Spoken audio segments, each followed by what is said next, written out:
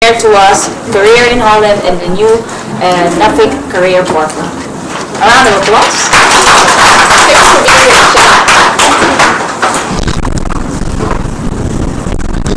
Well, hello everybody, thank you for the introduction today and thank you for the invitation, Sarah. My name is Suzanne Kormeling and I work at Nuffic and there I'm responsible for the Holland Alumni Network. And today Sarah invited me to explain you a bit about our new Career and Business Portal, which is actually a website for students and alumni who want to start a career in Holland. And just before I start, I just wanted to quickly make an invitarization. Who is planning to stay and look for a job in the Netherlands? Please raise your hands. Or who is currently working in the Netherlands?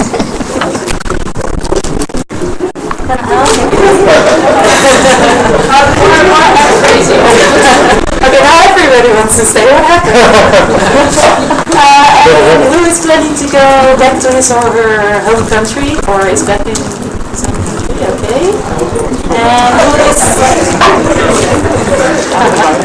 Okay, that's 1/3, let's say. And who is planning to go elsewhere? Nobody. So you'll either or return to your home countries or you're planning to stay in the Netherlands. Well, that's good because I want to make sure that what I'm presenting is actually useful for you. So I'm going to quickly tell you about the Holland Alumni Network. Then some research we did among alumni all over the world, some quick results. Then I'll touch upon different subjects that you can find information on the Career and Business Portal. And we get some tips from alumni on how to find a job after your studies. About the Holland Alumni Network. The Holland Alumni Network is a network for all international students who finish the study program in the Netherlands. And we made this network because we believe that you as students and alumni are real ambassadors of Holland and Dutch higher education. So we believe that if you had a good experience in the Netherlands, that you will pass on the word wherever you go in your further career. So that's why you are very valuable to us and to the Netherlands. We have an inclusive definition, so that means that all students international students can join the Holland Alumni Network because at some universities and institutions you have to have a diploma from that institution before you can call yourself alumnus. I actually don't know, in IHS everybody who finished the study program is IHS alumnus, right? Yeah, but even if you are here and didn't make it to graduation, but you feel due to circumstances, say, I don't know, your mother falls ill and you have to go home, and you still feel like you've studied at IHS and you feel like you want to be associated with the network, we can consider you as an alumnus. Yeah. So the Holland Alumni Network is in addition to the IHS Alumni Network, which I think will be the network you'll be mostly used because it's in your field of expertise.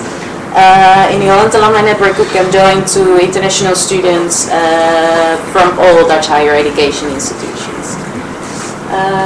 And then quickly, 5 good reasons to join or to check it out. Well, to expand your network. This is the website actually, it's www.hollandalumni.nl. We right now have over 30,000 alumni and students in the database, so if you're looking for some alumnus which you met in the Netherlands from a different institution, then go and check.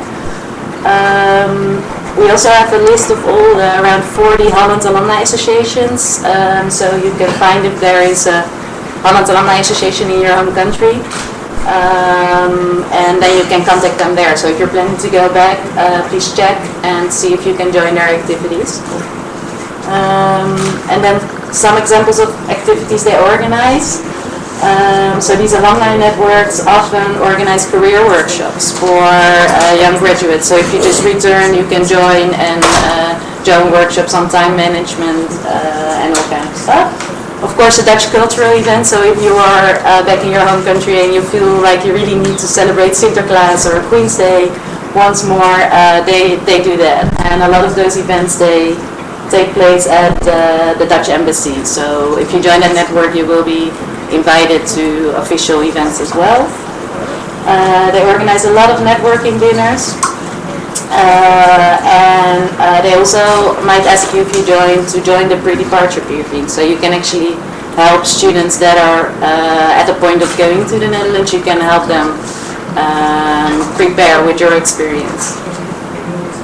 Well, then a lot is organized with Dutch Business Society abroad. So for example, Unilever gave a workshop in Russia, KLM gave a workshop and networking dinners in Thailand, or for example Unicas in Russia as well. And then of course on our website you can find news and events from alumni events all over the world. Usually we post refresher courses there. Career opportunities will be posted, PhD positions, if there's any seminar, and if there's an update on rules and regulations for highly skilled migrants, we will also post it there. So that's it. We did a research among all these 30,000 alumni that are in our database to see what their career looks like after they graduated from a Dutch higher education institutions. And I want to share some interesting results of that with you. Well, first we asked, okay, so what do you want if you go back, or if you graduate from your institution? What kind of news or information do you want from your Dutch higher education institution? Like what you think is interesting? So career is definitely news relating to your career. That was definitely number one. And then also, of course, you want to stay informed about what happens at your institution and at your specific faculty or department. So that was top 3. And then we asked, well, what news or information do you need then from the Holland Alumni Network if you already have news from your institution? Well, news relating your career was also, more than half of the respondents said yes, we definitely want that. And general news about the Netherlands, so what's going on in the Netherlands, how is the political climate, are there any important issues happening in the Netherlands, you also want to stay informed about that. And about alumni associations. And then the 4th, which is also quite high, news about working in the Netherlands. And it was quite interesting for us because as well, at the previous slide is this slide, most alumni indicated that they wanted to have information about a career working in the Netherlands, and at the time we didn't offer any of that. So then we thought maybe we should start and make something. Can I ask you already something? The last one, the research cooperation.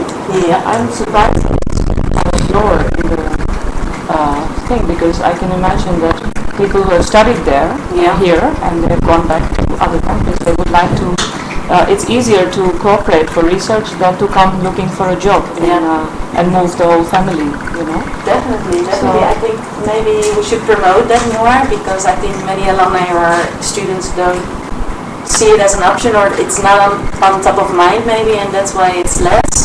So if we tell, for example, that it's a possibility to do this as well, then it might be higher. Good point. Yeah. Okay, talking about employment, well, almost all the respondents that participated in our research were employed. 74% was full employed, 5% was self-employed, and 4% was part-time employed, which I believe is quite high. Then 43% of the respondents was involved in further students, so in academics. I think that's also represents what's in your alumni and student group. Many respondents employed in academic settings, and their salaries were almost 50% higher than the country's average. At least that's what the alumni thought. They said, okay, I think my salary is 50% higher. Of course, we didn't have the measures. And they also said, we asked, okay, is it important to have a qualification from a Dutch higher education institution? And they said, well, for employers, it's more important to study fields and your international experience than that it's actually from a Dutch higher education institution. So, yeah, that's something to take in mind. Then we asked them, okay, do you want to stay and work in the Netherlands or return maybe at some later point? And yeah, well, 90% of the respondents said no, we don't want to return to the Netherlands. So yeah, well, that's good. So I think they had a good experience here. At the time of the research, which was in 2011, so it's 2 years ago already, 11% of the respondents was working in the Netherlands. And there has been other research recently by the Social and Economic Council in the Netherlands. And they said that out of all international students right now, 28% is working in the Netherlands, which I believe is quite high, but okay, it's an official figure, so it seems that quite some students stay after their studies. And this is where they work, so at universities and academics. And we also asked them why they want to return to the Netherlands, and that's because, well, there was an employment opportunity, and they like the quality of work and live in the Netherlands. Then one other thing that was very important for us as Nuffic as organization to know is that most of the respondents didn't know about the highly skilled migrant schemes. So those are schemes that are in place by the Dutch government to make it easier for highly skilled migrants to stay or apply for a resident permit.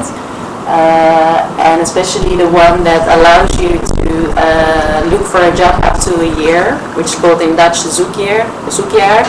There was almost nobody knew about it, and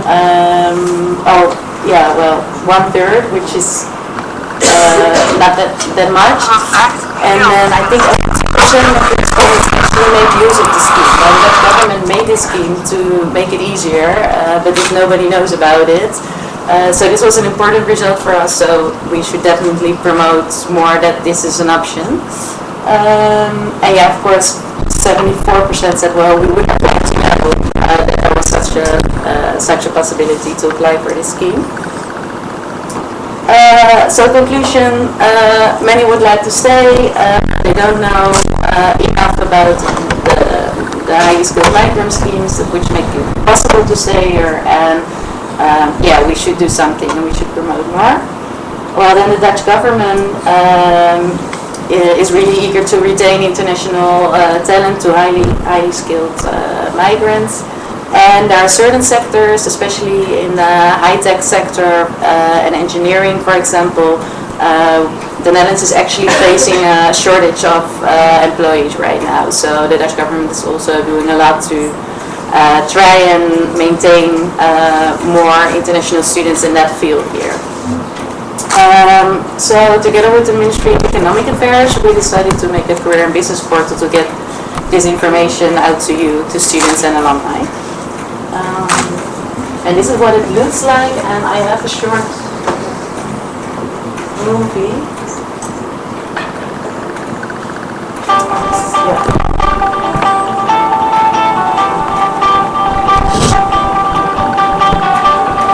Still enjoying the busy moment and the Dutch weather. Fallen in love with the country, maybe. Or even a special Dutchman, a Koen. Do you enjoy Dutch parties, Dutch landscapes, or even biking? You have probably become more than interested and might wish to consider staying and working in Holland. That's enough, because the opportunities in the Netherlands are excellent. Here are some good examples that will make your choice very worthwhile. Good working conditions, a high quality of life, attractive living environment, attractive social environment. Find out more about the key economic sectors in Holland. Holland is one of Europe's leading suppliers of chemical products and services. It is also the world's second largest exporter of agricultural products. For centuries, Dutch creativity has inspired and instructed others. Holland has an international reputation for research in renewable energy.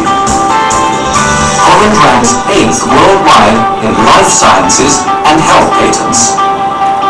It is also the world's leading supplier of flowers, plants and trees. Holland's high-tech sector is a world leader in the development of new technologies and material. The Netherlands is a key logistics hub connecting global markets.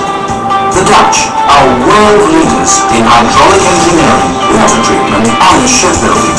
Although you might already have some experience and a pretty good idea of what to expect, reliable, up-to-date information and useful tips are always welcome.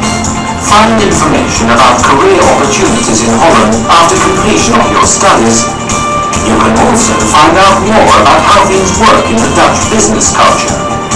Find out how to find a job and how to apply, or get advice on how to start your own business. Did you know that the Netherlands has the second highest average income in the European Union? Find out what you will earn in the Netherlands.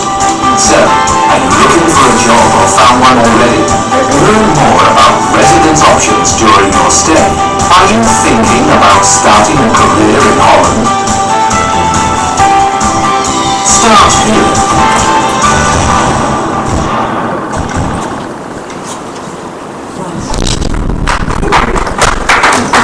I'll tell the maker. Well, actually, the movie already touched upon many things that are to be found on the portal, so I'm not going to repeat that. What I do want to stress is that we want to give reliable information. So the movie is really a promotional movie, but well, it might not be always easy to find a job in the Netherlands. So that's something I do want to stress, and that's not in the movie. So maybe the movie, it looks like, oh, it's very easy and it's excellent, but it can be disappointing sometimes. So that's what I want to, yeah, to tell you. So how to find a job in the Netherlands. I believe there's a keynote speaker this afternoon from expertise in labor mobility. And she cancelled. Oh, we should find her. Well, they were responsible for a part of this information because they really have a lot of knowledge about how to find a job in the Netherlands as an international student or as an international. So I'll just quickly touch upon it. If you want to apply for a job, you can do it through a speculative application, or you can apply for an advertised position. Both are possible. So, for example, for a speculative application, if you find a company you would like to work, you can send your application letter and just apply and ask if there's a position available there. Or of course you can apply at an advertised position. Well, you can find most of them in online and also printed media. On the website there's a whole list of websites where you can find it. And of course there are job and career fairs. There are not that many that are targeted or specialized for international students, but they're coming more and more and more.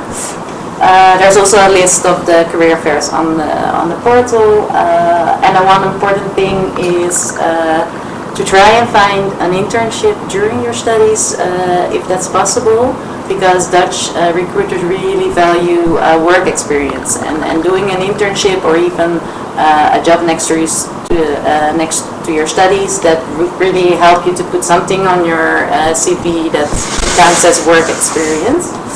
And another possibility, which is also quite common in the Netherlands, at least for Dutch, to find a job, is to apply for a traineeship. And the difference between a traineeship and an internship you will be doing during your studies, and a traineeship is you start working at a company, but at the same time you're still learning, so you're still studying, so it's combined. And they usually take between 1 and 4 years, so that's another option. Then how to apply? Well, on the website you find all about Dutch recruitment principles. I touched upon the importance of work experience for Dutch recruiters already. And the other thing that's also important is that you show that you have extracurricular activities. If you don't have a lot of work experience because your study is taking up all your time, show that, for example, you were in the IHS student board or alumni board or such kind of things. They are really important for a Dutch recruiter. And the rest of it, I would just leave it for you to check out the website and see how it goes. There's also all about how you go to a job interview, how do you dress, what kind of questions are normal, and stuff like that. Then something about Dutch business culture. I don't know what's this.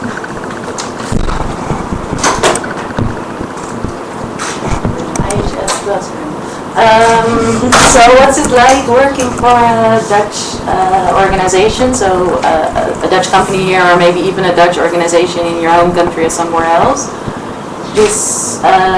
Some things that are important, well, the work-life balance is considered quite important in the Netherlands. So I've heard that in other countries it's quite normal to work for 10 or 12 hours, or even in Korea, that you only leave when your boss leaves. So if he leaves very late, you'll make long hours. So here in the Netherlands, it's really a 9 to 5 or to 6 mentality. So it's what happens after work, it's very important, like you have a social life after it. And of course, there are some organizations that are not like this, and where you work forever, or if you're self-employed, for example, you can work 12 hours a week, a day, but generally it's 9 to 6, and after that it's time for your family or for yourself. So that's something I think that's sets out in the Netherlands.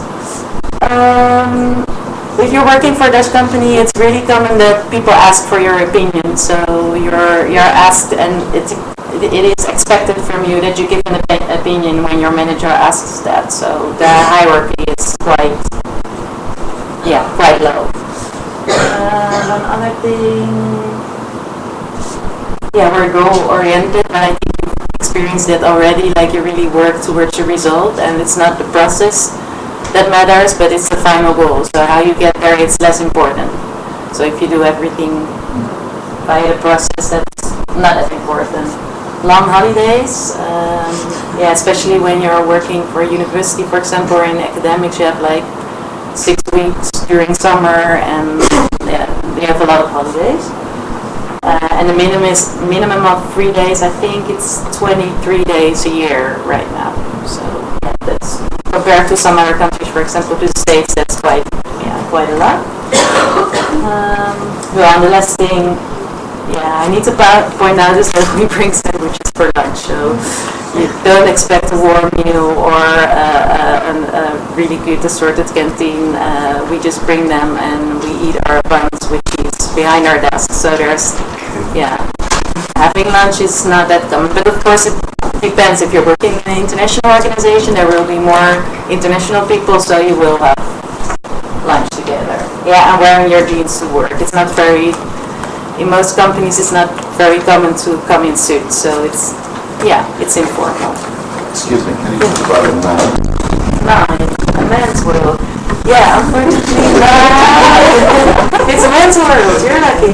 No, unfortunately there are not a lot of women in top positions in the Netherlands. I think we're a bit behind. So to all the women out there, go and make it and show that we can.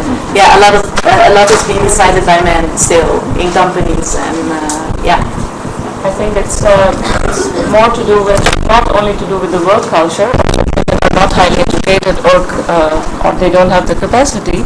I think it's it has a lot of link with the number 7, which is the work-life balance, and that has a lot to do with the government support system for when you have children, for women. The crashes are extremely expensive, and the subsidies are going down for that, for childcare. And schooling, and what you find is that many of the women realize they're only working to pay the daycare, and that's no solution, and that's why a lot of women or work part-time so that they can bring the cost down of daycare, or they can not work at all. So Exactly, yeah. I think that's the result. It's the government policies which add on to the thing. Yeah. So Thanks. Yeah, I didn't think about that.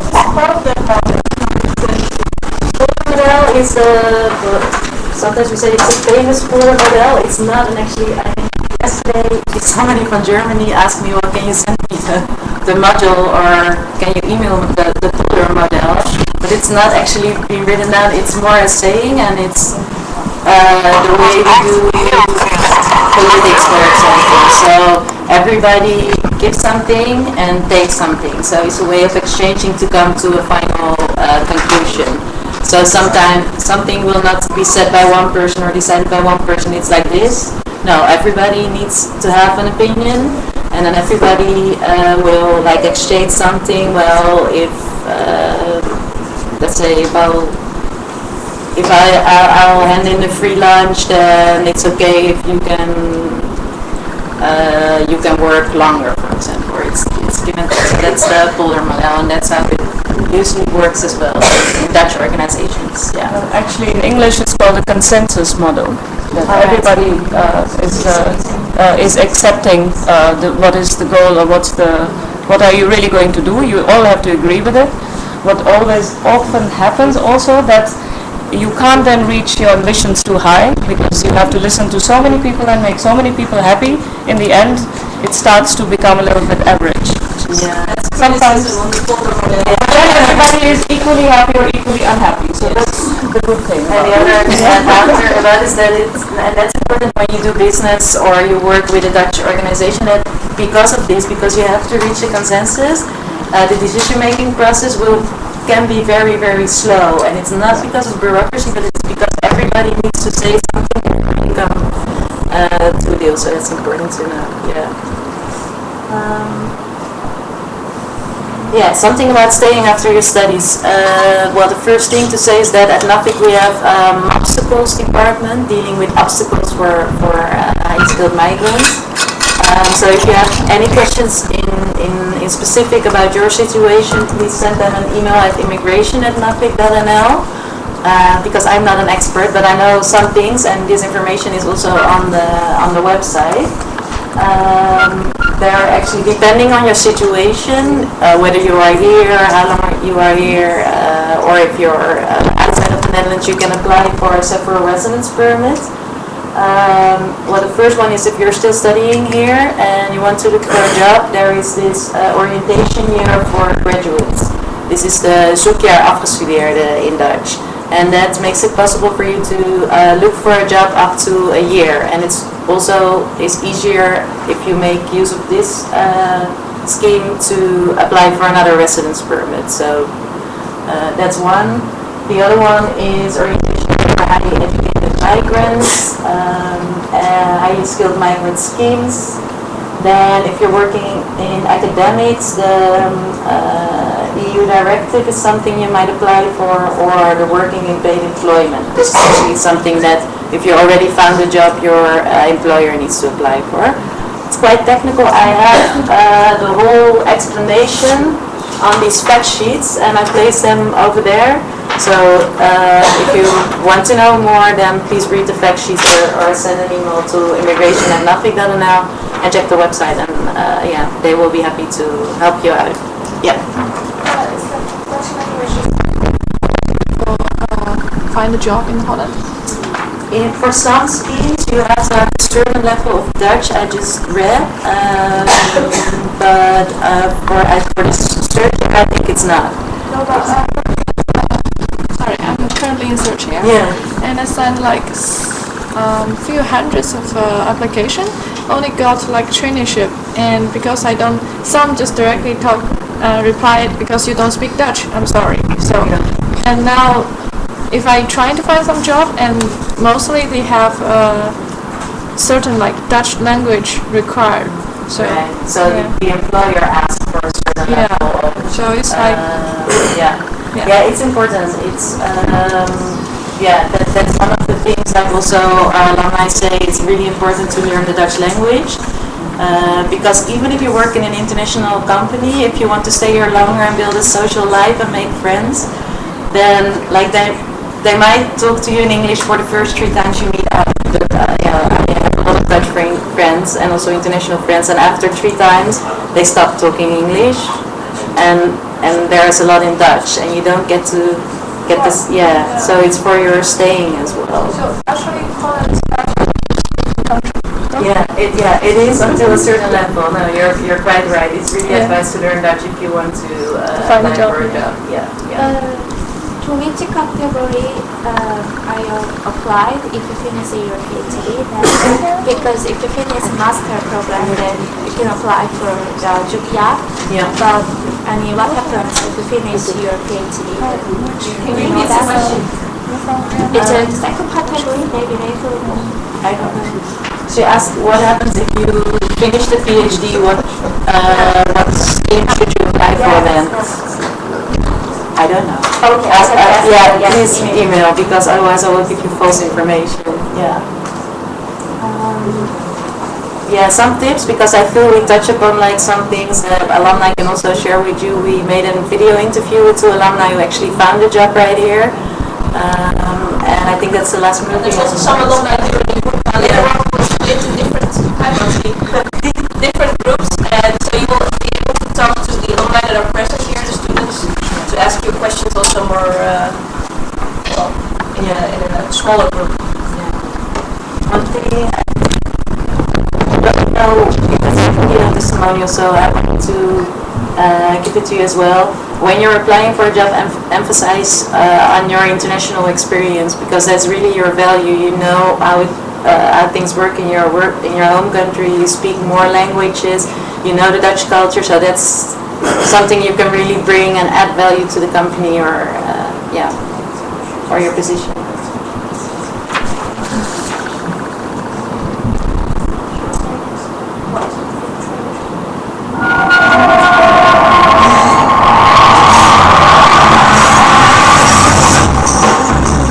Netherlands is kind of the main port to Europe, so everything flows through here. My name is Suzanne Kormeling, and I'm from Finland originally, and I live now in the Netherlands. I'm working at Rotterdam University of Applied Sciences as an assistant of international relations. I'm Romeo. I'm originally from Colombia.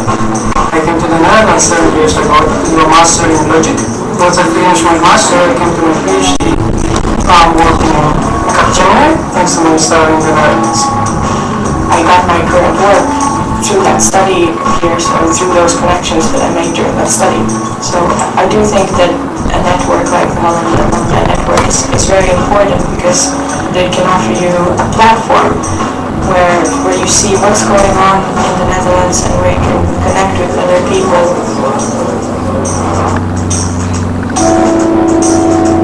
Companies are very international, which means that they are used to foreigners. I have the feeling that Dutch companies are not very hierarchical, so I can just talk to my manager and she will listen. It really feels more like you are working with a group of friends having fun. It's a very special solution event, and I could get quicker my resident permit and working permit to stay here. If you want to start a career in Holland, I think the first thing you should do is look at your network. Who did you meet during your study, and do you have any connections to companies, and then just go for it. It is very important to learn the language of the culture, because you cannot understand a culture if you cannot communicate with them. The people who learn a bit of Dutch, they give a much better impression. Think about all the other things you did around your study. Because my experience is that they're actually more important than your technical study. Did you do sports? Did you go to the student association? Did you do volunteer work? All those things that when you're in the school seem minor are very important. Each country is a different thing. You have quality that they should not have. And you will make the team dynamic.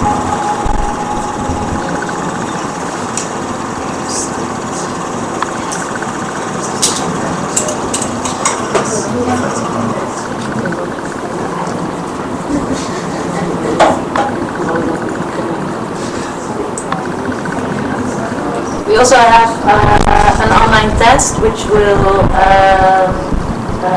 help you to see if you have the skills that are helpful when you work in Dutch companies. For example, if you're a team worker, if you're flexible and stuff like that. There are things that are very important when working for a Dutch company, and you can find out here. It's a funny way to do it. And just for the people who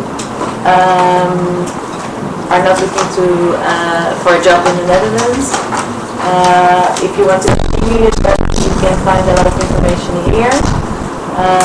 If you're going back to your home country, well, check the Alumni Association because they do a lot of career workshops and they also enable you to connect to Dutch business culture. And for a PhD position, you have the website Eurexis and Academic Transfer. And they also give information and supply positions for PhDs. That's it, I think. Because now we have alumni who can tell from their own experience and who are actually here and not in a video. Yes, true. So thank you for your attention. Can we have a really loud?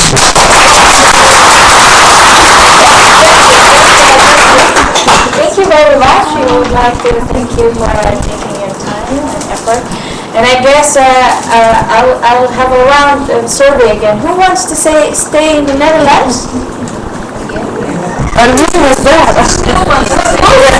wants to stay in the Netherlands and work in the Netherlands? Raise your hands. Okay. So I guess the movie is still 20%. So that's realistic. It's good. It's good actually for us. Anyway, we just to let you know, we're actually 35 minutes behind. We have to be a little fast. And now it's the time that we have our distinguished alumni also wants to share to you their experiences and what they think you should, some tips on what you should do when you work in government, when you are doing a PhD. So let me start by calling Christina. Christina will share to you working with government, and of course she will share to you also German government and yeah.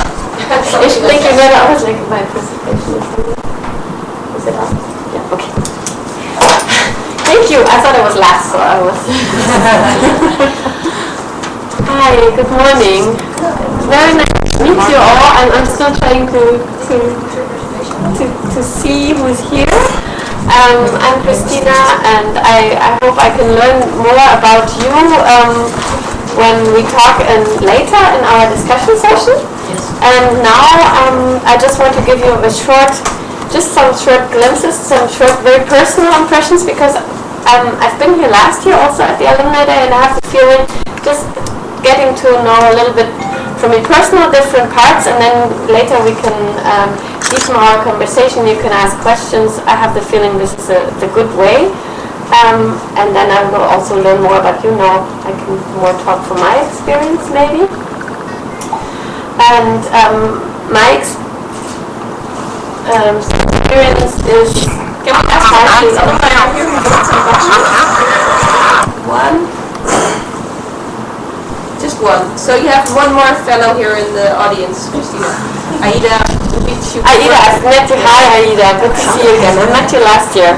Yes, of course. So you will share the discussion group. Okay, great. So I just chose this is just a background slide for now. I want to tell you a little bit, mostly freely without the PowerPoint, how I got here and what I did before IHS and after IHS and what I'm doing now, and then really take up your interest in questions. And the opening is a little bit, this is my current work context, how to make cities work in Asia. So, and I will tell you more how I got there in my presentation. Like I said, I will introduce myself. I work for the German government now. And specifically, so my job is not so typical. I work for International Development Corporation. So I will also talk a little bit about that, and then I give you a little bit impressions on my work field. So as I told you,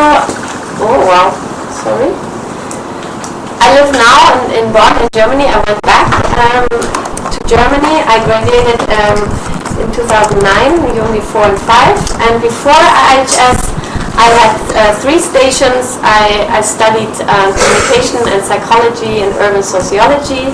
I worked in Chile, in South America, in a social housing and resettlement project, and I also worked in Vietnam, in Ho Chi Minh City, in a research project on urban development. And I did also some independent projects. And I was missing a practical hands-on master, so in the end I came here. I also got a, can we put this smart link thing away? You just have to drag it down. Okay.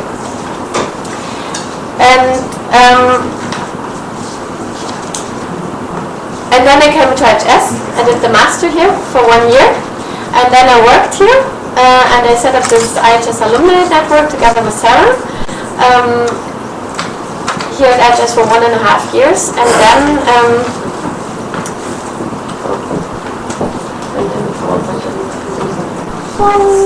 okay. And then I went back to Germany, and I worked and I worked really in what I always wanted to work. I wanted to be an expert in urban development, and so I was hired by the GIZ, that's a German technical corporation, as an advisor for urban development in Asia, for International Development Corporation. And then from there I entered the German Ministry for Development Corporation, where I'm working now as an officer for regional development policy in Asia. And I will explain you more on that, what that is and how this works. So the context of my work, and I want to show that to you now, is I used to work really in the field. I really worked in urban development, and I did some projects there. Then I went to the research level, a little bit abstract from it. And now I work even more abstract from it. I'm supervising a lot of urban development projects in Asia, around the world, basically, far away, and I'm working in the donor ministry, in the government, and I'm kind of distributing money. So it's a very administrative job. And that is also one first learning from working for the government, I think. You work in a very abstract field, most of all, where I work at that level, and you have a lot of power in a way because you can distribute money, but you work on a very abstract level. And that was one tough decision for me to make. Do I really want to work so far, because I come from psychology, communication, very close to people and very close to the field, and do I really want to work on such an abstract level?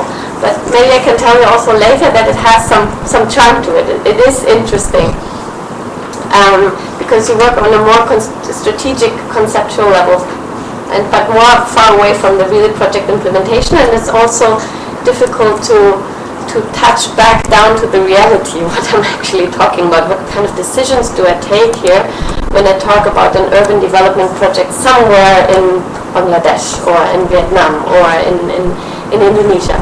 So that was one learning, and a decision for me to go there. The second decision, and that's what I wanted to share with you too, in my courses here at IHS, we had a lot of course discussions like you have now, and we had a lot of discussions, okay, how can we make a difference? How can we influence good urban development? And I had always seen it from the research side, from the NGO side, maybe also from the private sector side, but then it became for me more and more clear in my discussions it's actually important what the government does. The government has a power. If it's a bad government, if the government is not doing good governance, it's not transparent, it's not participatory, it's not accountable, then things don't work. And the public sector, for the provision of certain kind of urban services is really important. So for me that sparked an interest because I had never really worked for the government to do it, to see how, and then I also learned how difficult it is. Because when I came to this ministry where I'm working now, and I learned that there were many young and very enthusiastic and engaged people, but it is also not so easy to govern well, to do it well, and that is one more learning I learned, and I found that quite interesting. So this is the setting, just to give you an idea where I'm located in a system like a government. The German government, of course, consists of different land ministries. For example, the Ministry of Environment, the Ministry of Foreign Affairs, and here at the Ministry of Economic Cooperation and Development. This is the ministry that I'm in, and the other ministry, education, whatever, health, of course. And we're the ministry which is quite special also for some people. We're a ministry that receives a large amount, 6 billion euros a year from the German budget, from the household, to distribute in development projects around the world. And it is organized, and we have regional departments dealing with the different countries. We have sectoral departments dealing with different topics, such as education and such as environment and climate change, and all these topics you also have here. And then of course we have administrative departments.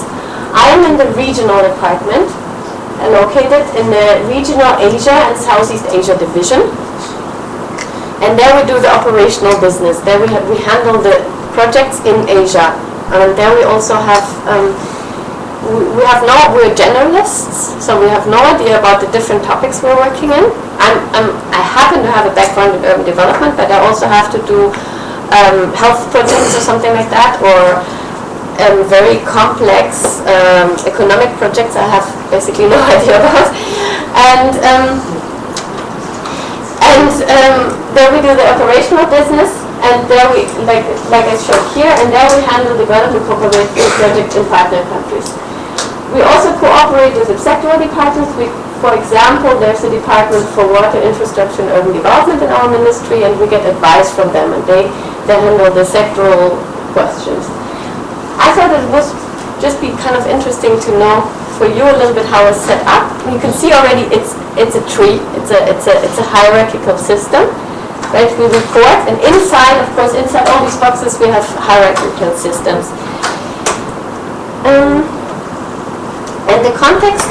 So I try to explain what I work in, and I think why I explain this so in detail, because I think it's also interesting for you, because when you come back to your countries, you will also see that some parts of the interesting projects, the funds, the interesting employers are in development cooperation, is working for UN organizations, for the World Bank, for some other development bank, working for an international, for Dutch development cooperation agencies such as SNV or Cordate, or for the German ones, which I explained to you now, which are also in your countries. So what I try to show here, we do political steering at the Ministry of Development Cooperation, and we have on the implementation level, we have 2 institutions who implement our work in the countries around the world. We do financial cooperation, that means we distribute funds and loans, and we have a development bank, such as something like the World Bank or something like that, but smaller German development bank, it's called KfW Development Bank. And we have a part of technical cooperation projects in implementation level. This is the GIZ, the German Technical Cooperation. Have you ever heard of it? About it? GTZ, it was named before, and GIZ. I think many people know it, right? Because this organization is quite present. It is present in 150 countries in the world, all around the world, and it has 18,000 employees, I think, and it is basically everywhere.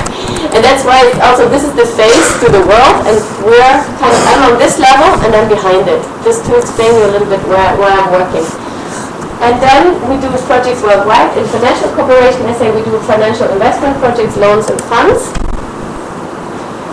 For example, we set up a fund for urban development or for urban infrastructure finance in some countries. And then together, and we do it on an official level, we do it together with the state, with the national government, right? And the national government also guarantees that these funds and for these funds or that the loans are being repaid, right? This is how the financial cooperation works. And in technical cooperation, we do mostly consultancy for national governments, sometimes for local governments, not so much, and basically all in the field of capacity development. This is what is focused on.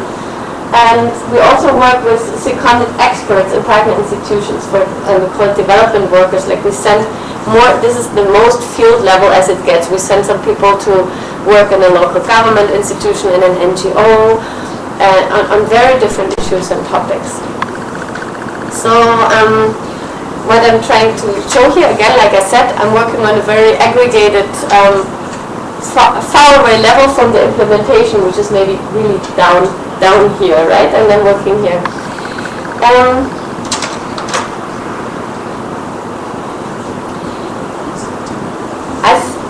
Are there any questions until here so far? Anything that you're interested in? Are you familiar with this development cooperation world, with the business, let's say, from your countries? Do you have experience with it? Why German government wants to help other countries? Why German government need to be responsible for the taxpayers' money? So if there's a payback. Most valid question, and I'm glad you're asking that. Thank you. And I was also asked that before last year, and I'm asking that myself still sometimes too, because of course we're collecting a lot of taxes in Germany. Like we pay maybe 40% tax, like here in the Netherlands, from our salary, and also from all kinds of fees and sales tax and all these kind of things. And then we decide to spend part of that in other countries, maybe for a social system, for urban development, for something. And the answer is that it's really diverse reasons why Germany would do that. First of all, it is just the idea that Germany is not existing alone, it's existing in the globalizing world, together with many bonds and ties, and this is work, the mission is to strengthen those bonds and ties with other countries. Also economic ties, to create trade, and also just bonds and ties, let's say, but on whatever level, and also for a peaceful world, let's say. It's not only for doing trade, but also to have international cooperation in general. That's the first reason. And behind that might be also sometimes really concrete reasons for selling German products or getting German infrastructure services out. But this is not, and some people say, oh, this is the main reason why you do it. It's not altruistic, it's not helping only, but it's mainly that interest, but it's not true. It is also, we also have an interest, of course, in creating peace and security and health and good education in the world in general, and that's why we also do some projects. So they are more kind of helping some countries which are having some problems with some expertise we have, capacity development, like I said, but also funds and getting the economy, the social systems, the health systems, and so on going.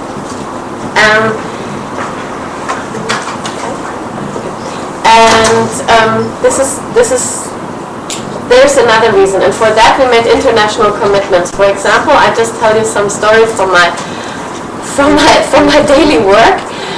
For example, our chancellor, she goes to international conferences, like in Rio, the conference of sustainable development just happened, and we make international commitments, and we say we want to invest so many billion in the next 20 years.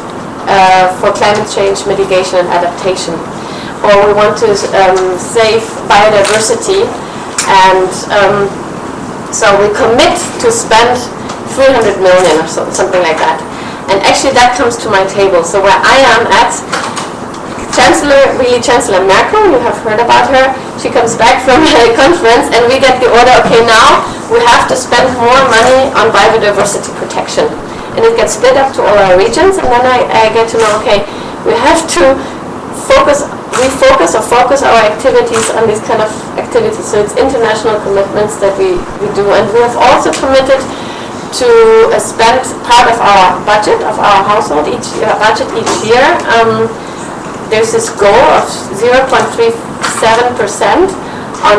on development cooperation, on development monies. There's international commitments that play a large role in this. Let me see. Since I said, I'm just going to end with this. I show you a little bit of an example because you are urban development people.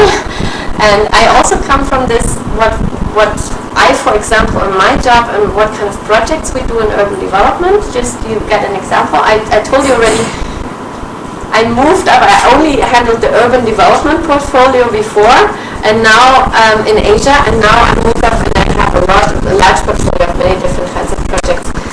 But I made an analysis last year. What kind of project do we actually do with cities and 4 cities in Asia? And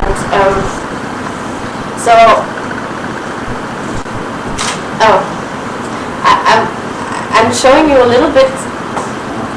Going back, we work with certain partner countries in Asia. You see a list of partner countries here, and then we have to define focal areas, how we work with them, in which fields, and that is negotiated with the respective governments. And I've circled a little bit the areas where we can actually do something in urban development, because urban development itself is not a focus of development cooperation in general, I have to say, and most agencies that work in development cooperation, but also not in the German system. But we do a lot, and that's what I've analyzed here, and we do it in certain fields of governance, and in the field of environment and climate change. We have some in Nepal and Indonesia. We have some focal areas on local government, civil society, decentralization that is more focused on urban development. But we also work in urban development and climate change related focal areas like here. I just wanted to show you a little bit how we structure our work. So this is one slide I want to show you. German Development Corporation, German DC, abbreviated, is active. We do 50% of our financial cooperation, sorry, should say financial cooperation, of these funds and loans we disperse is in urban areas in Asia, and also 25% of the technical cooperation of this overall portfolio is in urban development. But what I found out is that our urban projects are not really classified as urban development. It's a lot of sewage plants or water projects or transport projects or all these kind of projects that are not really, and that is important what you learn here, is that are not really part of an integrated urban development vision, that are not really taking the whole context what you learn here of urban development into account. We just do single sector projects. Oh, we just do water. And you learn here that you cannot just do a water project. That doesn't work out. And it's not sustainable. So my job is also always to look in the sustainability of the projects, and I think it is important to take an integrated and broader urban governance approach here. And so far we also don't have, in my government, not a higher level strategy for urban development, for example in Asia. Because I said it's not really a focus yet, but I hope for the next government, which is also important. Sorry, I make a small excursus. I'm working in a political system, of course. We're having elections at the end of the year, and there will be a new government. Hopefully, I think, I have to say. And I hope there will be a new government, and they will also change directions again. So your question is, why do we do this? It also changed with the political direction, of course. Why do we do this? And my current government really placed a lot of focus on trade and involving the private sector, and these kind of issues. But when there's another government, it might also change more to this help ideology again. It really changes. So this was just an overview on what we do in Asia, and I just, for the last, I want to give you 3 examples of projects I'm handling, and you can ask me later about these. What I do really specifically, I do regional projects in several countries at the same time. In Asian countries, we have initiatives. The most prominent, which is also very much connected to IHS, is the Cities Development Initiative for Asia. They will work in 13 countries. I think now, in 13 countries in 50 cities, and we do infrastructure preparation projects there. And we also have, I'm handling 2 other projects, a project on clean air for smaller cities, and a new project which is about integrated urban research management in Asia. And well, all these are interesting topics, but I have to end now. This is just to get you a very small glimpse on what I've been working on so far, and we can deepen that. Thank you. Questions during the workshop, please. And Ida will join Christina in the working in government workshop.